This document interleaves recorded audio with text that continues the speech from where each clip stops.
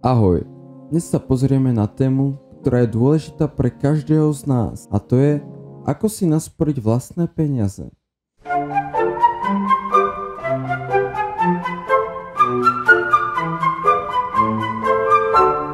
Mnoho ľudí si myslí, že sporenie je ťažké, alebo že na to treba vysoký príjem.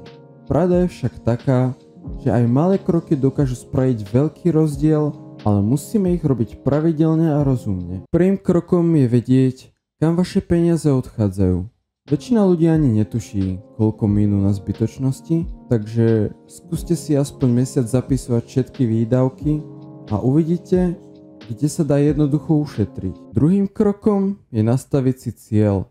Nesporíte len tak, sporíte pre konkrétnu vec, napríklad rezervu, bývanie, auto alebo cestovanie. Keď máte jasný cieľ, ľahšie sa vám bude šetriť. Tretím krokom je automatizovať sporenie.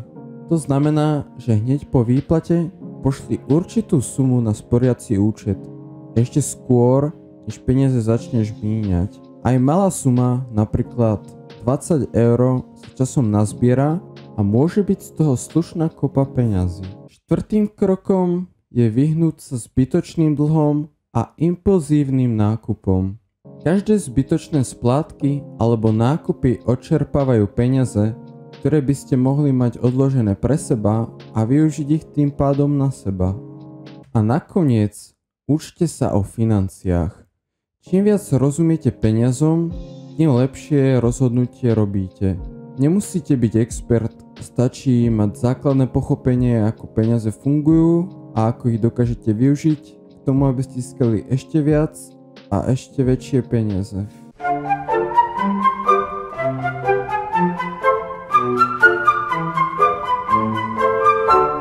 A na záver, sporenie nie je len o peniazoch, je to o zvykoch.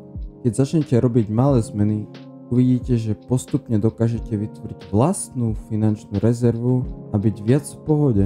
Začať môžete už dnes, jedným malým krokom. Preto nestrácajte čas a vzdelávajte sa vo finančnej gramotnosti, tak ako sa snažím aj ja. Ďakujem za pozornosť a prajem pekný zvyšok dňa. Ahoj.